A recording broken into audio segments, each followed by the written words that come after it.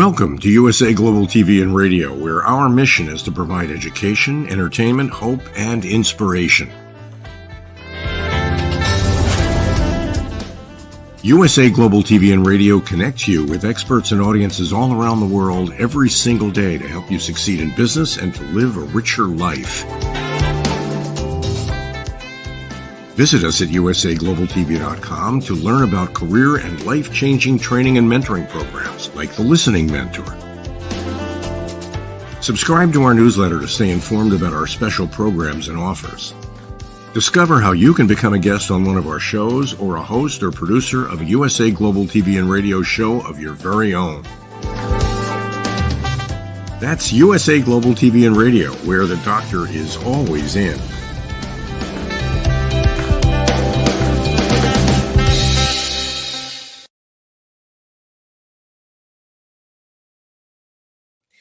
Hello and welcome to USA Global TV and Radio. My name is Caroline Heward and I'm known as the Harley Street Stress Expert. I'm also the resident therapist on USA Global TV and Radio. Our show today is Talking Heads and I'm an expert presenter in today's topic, which is the effects of social anxiety on relationships for Millennials and Gen Z. And it's part of the Mind and Body Connection series. So let's begin. I always like to start with a definition, and today is no exception. A definition of social anxiety disorder, shortened as SAD, S-A-D. It's an overwhelming fear of social situations like meeting or speaking to people. And it's also an intense, persistent fear of being watched and judged by others. Now, according to Beresford research, the birth year and in the year of 2024, when they become adults, the millennials are also known as Gen Y. And they were born between 1981 and 1996. And they are now, in the year 2024, 28 to 43. Gen Z, they are commonly known as the Zoomers, to rhyme with boomers, but they are nothing to do with the boomers. I think it must be a skit on the fact that the boomers and now we have the Zoomers. They were born between 1997 and 2012, and they are now in the year 2024 between 12 and 27. So let's understand a little bit more about the millennials. They are the digital natives. They grew up in screen activities every day. This was the first generation that were born with doing everything on the screen. They grew up in peacetime, which was in the 1990s, and also part of the boom time as well. They have suffered two economic crashes, one in 2000 and one in 2008. They also witnessed and experienced the aftermath of September 11 attacks, which is 9/11. Now, Gen Z, our Zoomers, they are the fully digital native generation. They were in the smartphone age. Everything is in the smartphone. Their hands are always on their phone. They have experienced and gone through the global pandemic. They have experienced political validity, the fact that so much has changed in our politics, not just in your own country, but globally. And they have also experienced changes in education due to the pandemic and the lockdown. And they are experiencing conversations around climate change. So why are millennials and Gen Z suffering so much stress? Why are the anxiety rates rising? Well, you'd be surprised to hear that the increasing use of technology is causing them to be drowned in gadgets. And what I mean by that is everything is done in a gadget. And because they are working with gadgets in every aspect in their home, in their work, in their social time, that is causing them to be more focused in the screen than in their personal relationships. Now, when you are focused in a screen for a long period of time, and I certainly have experienced this, there is a difference in the way that you come to when you start to speak to people face to face. Because you're used to seeing them on a screen and you're used to texting, it makes it very challenging to have eye contact, to look at them in the eye and to actually hold conversation. And that's because it's short. When you're in the screens, the conversation is short and you don't actually have to have that social interaction that you would have if you were face to face. Social media is on the rise. When I was growing up, which was I'm a baby boomer, so I was born one of the last in 1964, we didn't have screens or phones, but this is the age. These two generations have the age of social media. And so in social media, it's all about the likes. It's all about the social acceptance on screen. And there are many people that are showing up their best lives. They're showing when they are good. They're not actually showing and putting posts that are saying that they're having an off day. And so there is a lot of competition to look the best and to perform the best and to look like you're having a great life. Although underneath it all, when you're not at the screen and not in social media, life is a very different story.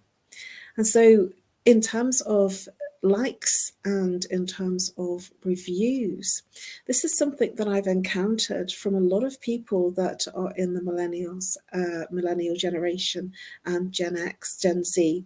And that is that they want to seek approval. They need to be liked. And so they're very much in the space of needing that testimonial, needing somebody to do a video testimonial for them, or needing someone to, if they've done any work, to get a gratification by getting that in writing, that testimonial. I actually met someone that was very, very proud of the fact that they had over 500 positive testimonials on their work. And I thought that was encouraging. It made me decide to work with that person. And at the same time, it made me realize that it's not something that I've been very focused on, because for me, it was word of mouth. And because of the generation that I come from, it wasn't so electronic. But now everything is so online that people are checking you out. And if you've only got 10 positive feedbacks, for instance, you're not seen as the best. And so somebody that has that kind of level of feedbacks that are positive, like 99%, 98%, it makes them feel very good. And so it is a hit, it's a dopamine hit to feel good. And they are looking for that hit to encourage the fact that they need the approval. How is this affecting them? Well, being on social media in particular, there is a fear of missing out. I did have one client once that turned around to me, and he dropped an email with the symptoms that he wanted to look at. And one of them was FOMO. And I didn't even know what it was. And when he came to see me, I asked him, can you please explain to me what FOMO means? And he says, oh yeah, you've not heard of it. It's fear of missing out. And I thought that was a really interesting symptom, because fear of missing out of what? Because everything is so readily available and being seen. Everything is there. Your whole life is being seen by others. And so if you're not at that event or not doing something that everybody else is doing, or you're in or you're working, then you will feel, many of them are feeling that they're missing out. And they're fearing that that they're missing out on activities and experiences. So this generation is very much an experiential generation, that they are very much in their screens in terms of their experience. So how is that affecting how they are actually living? If you are glued to your screens and checking how many likes, how many approval testimonials that you have, and if your post got any recognition, if this is your focus, you are very much living here in the mind. And there's a disconnection with the experience of the sensory body. And I'm going to explain a little bit more about that as we go on. The screen time is going to make you more focused in the mind, more mentally alert than being in the emotions and the sensory experiences. Let me explain a little bit more about what I mean by that. When the world shut down and when a lot of people went into their screens to carry on, there was a change in terms of how people socially interacted. And so it was very much about head and shoulders rather than the full body. And when you are experiencing socially interacting with somebody just from the face and on a screen, a lot can be hidden in the body language. A lot of tenseness, irritability can be hidden underneath what they don't see. And when you're stuck in the screen, you're actually experiencing a very high mental agility.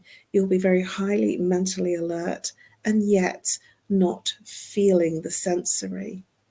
I've done a few Zoom calls and found them very challenging in the fact that there's such an intense focus on looking at the person.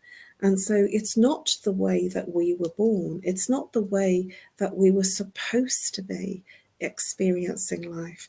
And because we're in the screen and our millennial generation and Zoomer generation are very much in their screens, because everything is smart these days, there is little activity and little time for them to actually experience feelings and emotions because they're very much in their headspace.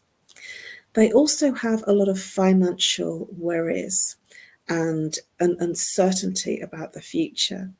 And let's face it, in our past 4 or 5 years, there has been an extreme change in terms of the politics, the finances, rising costs, and that's not just in one country, that's globally.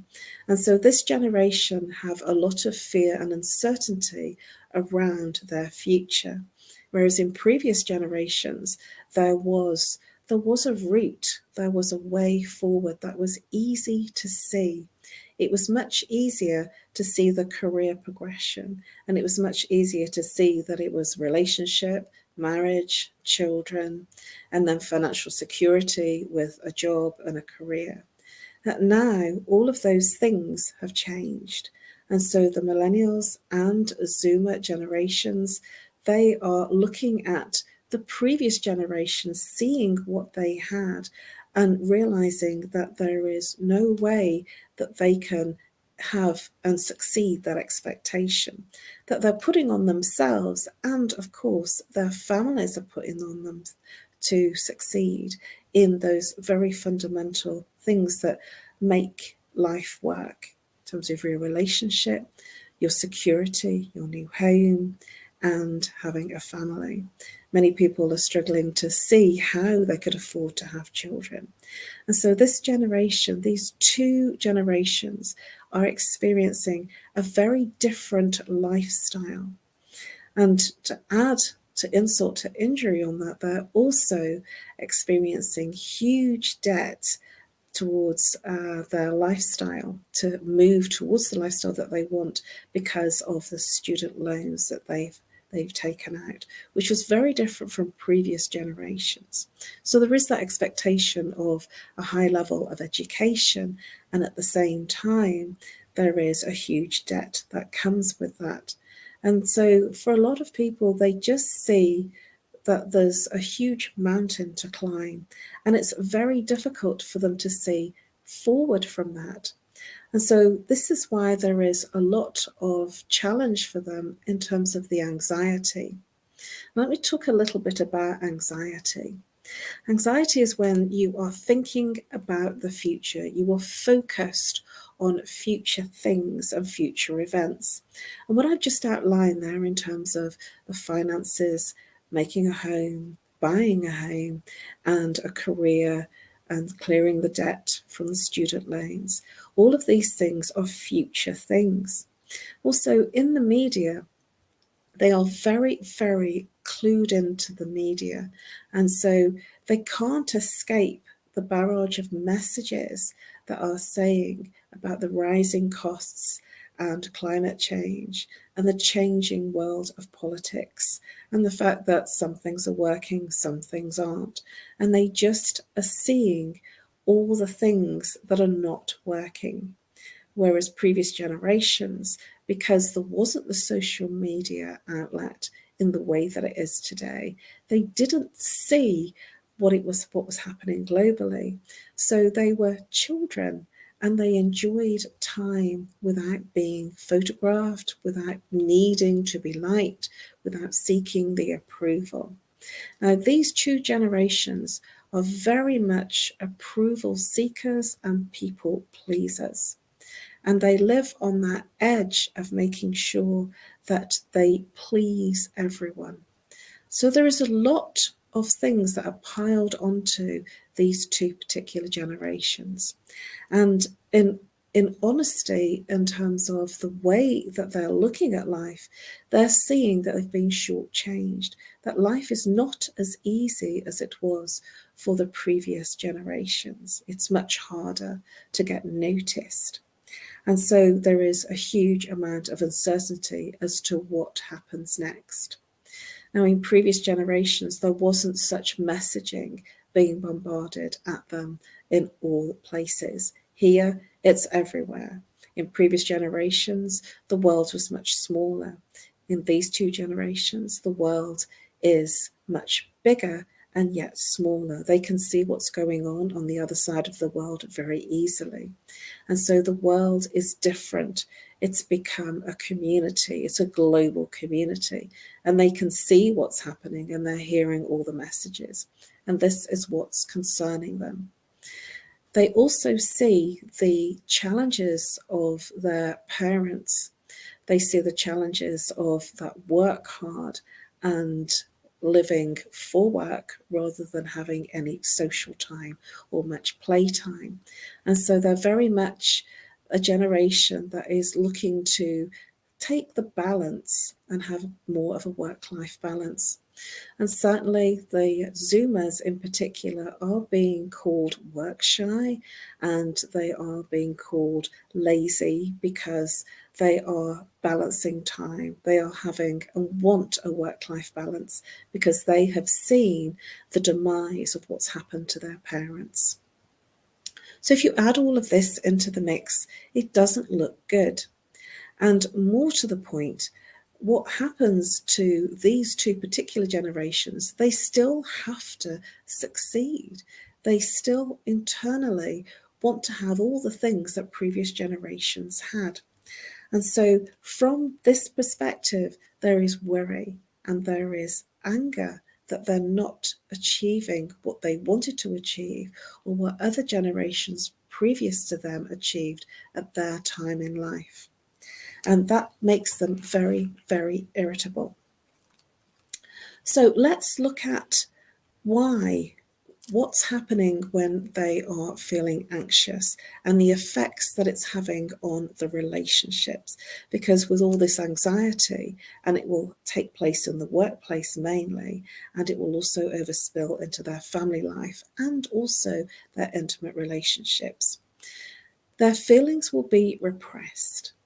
When you are living in a high level of anxiety, you're very much in the mind. You're not connected to the five sensories because you're very highly mentally alert. Now, what I do want to share here with you is that when you were born with no mind. You were goo goo and gaga. There was absolutely no mind. And life, things happen. And in today's culture, certainly in this Western culture, we are in a situation where we have to get on with it. So if something happens that's difficult, we just have to keep calm and get on with it.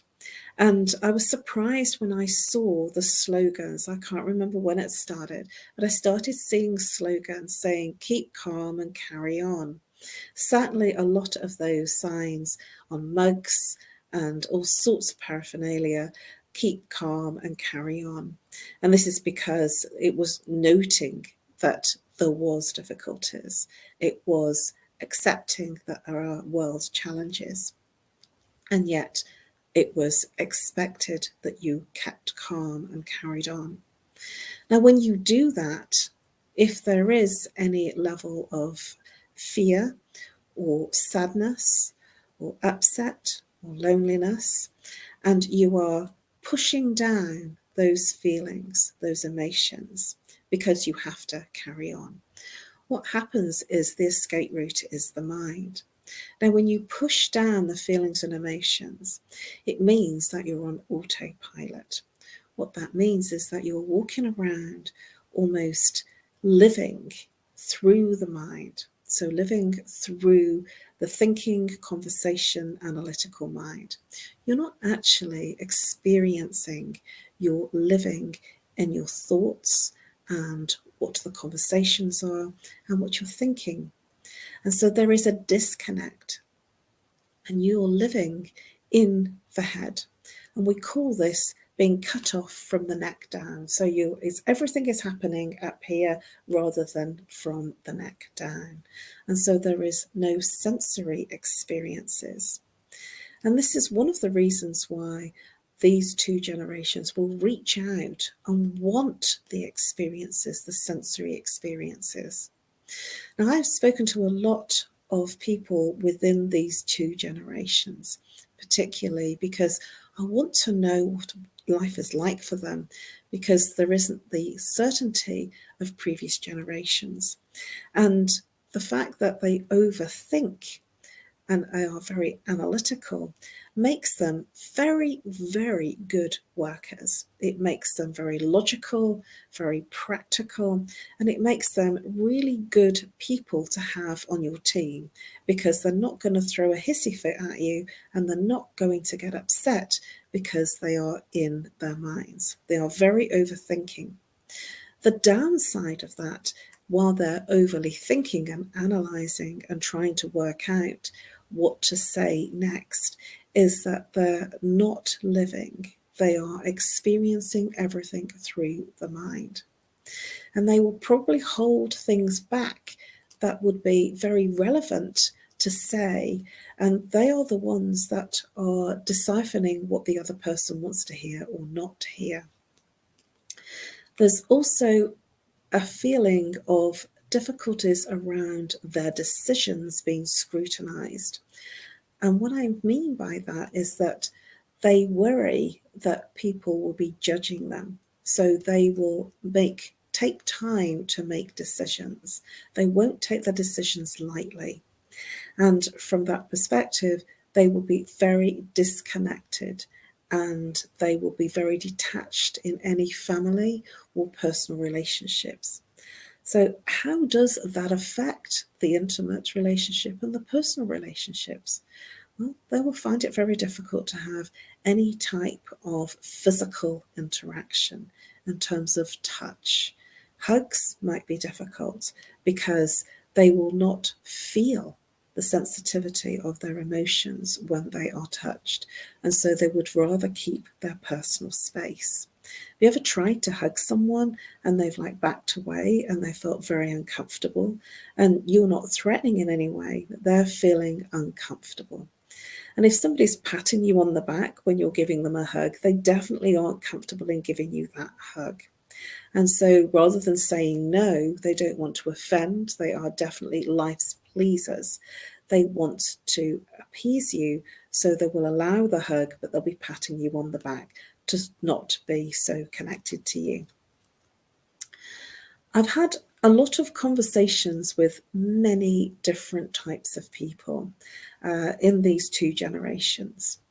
And I would say that it's common throughout, that the conversations that I've had with them have been very much in the vein of, it's difficult. If it's a work-based conversation, then it's practical, logical, and it has no emotion. So usually, certainly the millennials in particular will succeed in their business life. They will succeed because they're devoid of the emotions. They're very analytical and thinking conversation. And because of that, and because of that's the way that they're behaving normally in their everyday, they can't switch it off. They go home and they're still the same. And so this will result in a lack of contact in terms of looking at the person. They will feel uncomfortable to go into eye contact. And so they will avoid, at the very most, face-to-face conversations.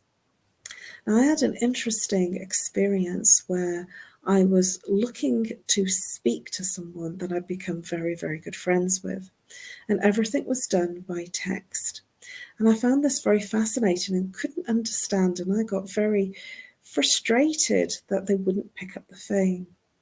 And then I found out, and that person enlightened me when we'd been in that text conversation for about an hour or so, that they suffer with social anxiety and prefer not to pick up the phone, and they felt much more comfortable in texting.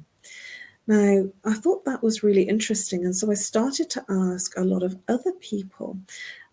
Every time I went to a shop or I saw somebody on a train or a tube or a bus, I would have these conversations, and I'm very prone to have interesting conversations with young people. And I was hearing the same story, that they found it challenging. And certainly when I spoke to young people in retail, they were commenting to me that they were okay in work because they had to perform. But when they went into their personal life, they didn't like face-to-face conversations. And I had a conversation with a young policewoman, and she was talking to a young lad, and he was like sort of looking away and turning, and then she made a comment saying, "Well, on your way now."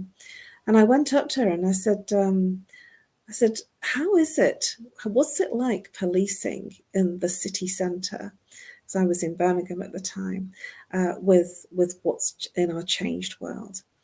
And she started to enlighten me in terms of how things had changed. She said it's very difficult to have a conversation with these people because they don't actually know how to put the sentences together. And so she said, and it was quite fascinating to me to hear that they couldn't string more than one or two sentences together. She says, because it's as much as they would text is as much as they would be able to say face to face. And they averted eye gaze, they would always look down. And I says, well, have they done anything wrong? And she commented, no, it's simply the way that they respond to face conversation. And I found this fascinating because it's not just the experience from the policewoman that I spoke to, also a lot of the young girls and boys and men and women that I've spoken to. And also in my research, because I like to do first-hand research too, to understand, I'm very curious behaviourally as to why things are like they are, why people are responding behaviourally the way they are. And from that perspective, it was I was now understanding why phone conversations were difficult and why texting was much easier. So let's move on to how that will impact the person themselves. It will limit them in terms of how they experience life. It will limit them in terms of how they can experience personal relationships, friendships, and also it will limit their capacity to live a much fulfilled life. So some of them, they will experience and turn towards alcohol. I have also in my research found that many young people are teetotalers. So it's not the alcohol that they're going to, and some are. And it's important to mention it because it's not a case of everybody abstaining. There is some of this generation that are turning to alcohol to relax, to feel something. That these substances are going to make them feel even more numb. So recreational substances, caffeine, they might turn to a lot of coffee, and we certainly have become very much a coffee culture. And they will also turn to larger meals at the end of the day to move into a place of comfort, maybe even sweets, chocolate. And they might even turn to the screen late at night to escape what they are experiencing. And all of this is because they are in the screens. So if they're in the screens at night, they will stay mentally alert, so sleep will be difficult. Now, I want to cover a few things about why things are difficult for these two generations in particular.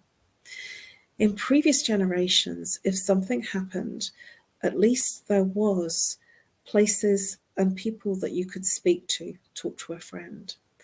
Here, they're very much keeping everything in. Now, what can happen when you keep things down and you don't express the emotion or the anger or the upset? What happens is it can affect you physically, emotionally, mentally, behaviourally. It can affect how you respond. And in my research, both first-hand research in conversations and also in looking in third-hand research, I found that many young people in Generation Z, our Zoomers and our Millennials, are on antidepressants. I was really saddened to hear this because I couldn't believe how easy and how challenging it was to be for the young people, and they're turning to tranquillitic medication. It seems to be the accepted way that they're on medication. I actually spoke to somebody very recently that told me that they were just 20 and they've been seeing different therapists and in the NHS system for depression.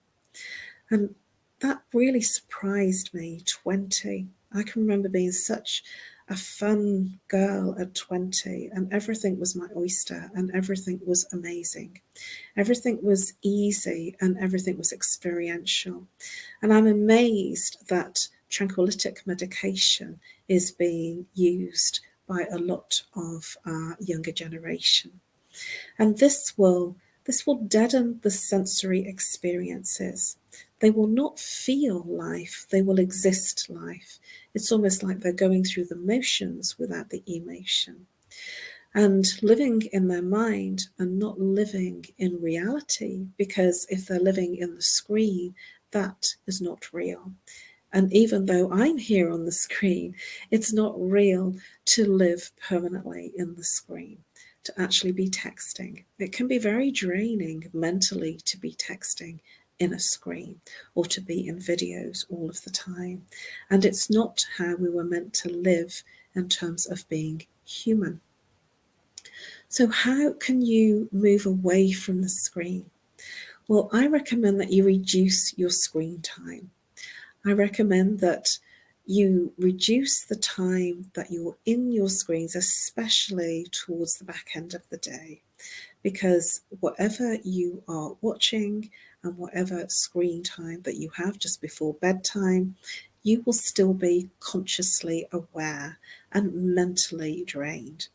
And even though you're exhausted at the end of the day, you're still mentally alert.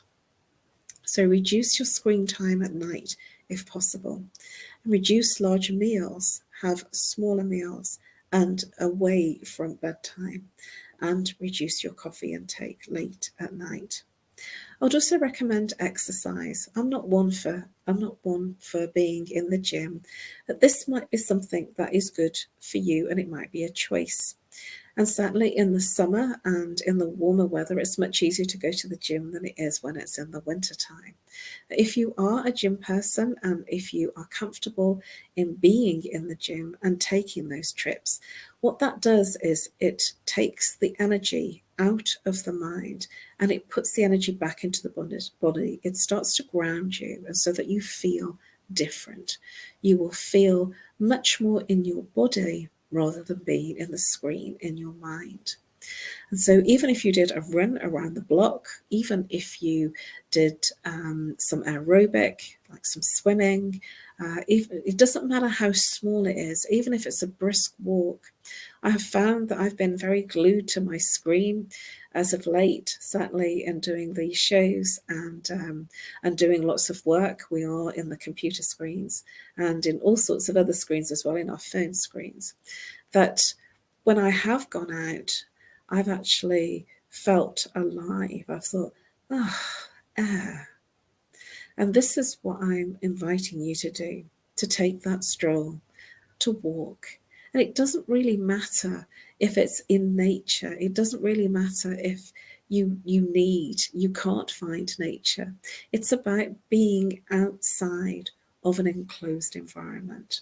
It's about being where the sun is, or maybe in this country where the rain is, so that you become sensory and that you empty the mind. And I would recommend, because I have seen many people on their walks glued to their phones or even with a headset on. If you're in a headset and you're out, you're still in your mind. And so I would recommend that you remove the headset and actually experience from your sensories rather than being disrupted, disturbed by what you are hearing in the mind. I would also recommend meditation. Now, some people get very frightened when they hear meditation. They say, I haven't got time for meditation. I can't do it. I just can't switch off. Well, let me give you a clue how you can be in a very simple meditation. Meditation is not difficult, not when I finish telling you how to meditate. You don't have to sit on a mountaintop. You don't have to sit cross-legged. My recommendation is that rather than doing 2 or 3 or 4 things, rather than multitasking, be focused and present in the one activity. When I'm speaking to anybody, especially in a call, I only do that one thing. And that person feels listened to, and they actually feel relaxed, even though they might be talking about things that are difficult, symptoms that are challenging, and difficult situations in their life. They actually feel relaxed. And I also have some people say to me, I don't ever feel that I'm listened to, and you are really easy to be with. And more to the point, I feel very relaxed, and that's not how I normally feel. Well, let me let you into a little secret. My voice is trained and it's an alpha level brainwave. I've been doing stress management work for over 20 years, 24 years to be exact. It's going to timestamp this video, since 2000. And through all of the different trainings, I have learned to talk in alpha level brainwave. And so if you listen to my voice for 15 to 20 minutes, you will feel relaxed. And that sounds very strange. I've had many people turn around to me and I've just seen them for a social evening. We've probably gone out for dinner or we've shared a glass of wine. They've turned around and they've said to me, I don't know what it is, but I always feel really relaxed and refreshed when I'm with you, and I sleep like a baby. And sometimes I just smile and say, yeah, I know. And that's because I don't switch off the voice. This is my voice. There's nothing added, nothing changed. This is how I speak. And as a part of my nature, I embody everything that I do. So it isn't about trying to be someone or do something. So in alpha level brainwave, when you're busy in the mind and everything's going 10 to the dozen, you are in beta brainwave. But when you move to alpha brainwave, the mind calms. This is what I call the duvet movement, where you feel more relaxed and it's like you're half asleep, half awake, and yet fully conscious of everything that's going on. I also recommend cognitive behaviour therapy. Cognitive behaviour therapy is looking at understanding what's causing the problems and also changing the behaviours, the triggers, when you understand what's causing you the problems. And obviously, when you have an understanding of what's causing your stresses and your change and your triggers in behaviours, this is where you can input a change of behaviour. And there is many different, very simple practices. And cognitive behaviour therapy is very much about awareness. Once you are aware of what's not working, it's at that point that you can change it. You can't solve something that you have no idea about. And one of the things that I like to do is share insights, understandings, awarenesses, because in those insights and understandings and awarenesses, that's the point that you can make your changes and you can live in a better way. Sleep is really important. And as I mentioned earlier on, to make sure that you reduce your screen time before bedtime, because if you're having a good night's sleep, you will feel better, you will feel different. And if you're waking up feeling that you don't want to get up and you could just do with staying in bed a bit longer, you haven't had good quality sleep. And so having good sleep where you feel and you wake up in the morning more refreshed is better than waking up feeling comatose. So my recommendation and my invitation is to stay away from the recreational substances and go back to what I would say is the more simple life. Go back to a place where it's easier, where the screen is not dominating your life. This has been a very complex subject, and I've done as much as I can to cover what I can cover in this particular show. There is many other things, many aspects about trauma that I can cover. Please do feel free to check out my other videos, of which I have covered many different subjects and topics to help you with your stress and anxiety. Thank you for your interest and your attention during this show. Please do subscribe to USA Global TV and Radio, where you'll find all the Talking Heads episodes under Talking Heads under the relevant years. This year it's 2024. This is my first one of 2024, and I will be doing 2 shows every month. Please do reach out if I may be of assistance to you or I may be in service to you. You can find me if you email me on nomorestress@live.co.uk, or you can call me on +44 if you're international, 07523 120 189. I offer a free short consultation, 15-minute consultation, more of a discovery call. And I'm also offering at the moment a 1-hour consultation over the phone or online, which is a ridiculous price of £50. Please take advantage. I look forward to helping you bust your stress.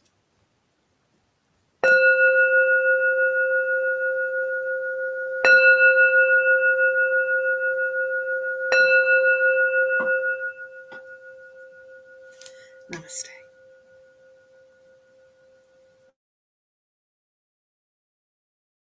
Hello, I'm children's author Diane Floyd Bain, and I am co-host for several of the USA Global TV and radio shows. I joined because of the purpose of the USA Global TV and radio. They provide content for the viewers and listeners, an opportunity for people around the world to have their own show or even be a guest on an existing show. We truly believe in helping others get their positive message out to the world. We also have the opportunity for the listeners. You can watch on several platforms, and on YouTube, you can ask questions and even give a comment. We absolutely love it. I love being part of the USA Global TV and Radio because I love positive messages. And who doesn't? And we need more of that in the world. We are a family, and we hope you will join us and become part of the family too.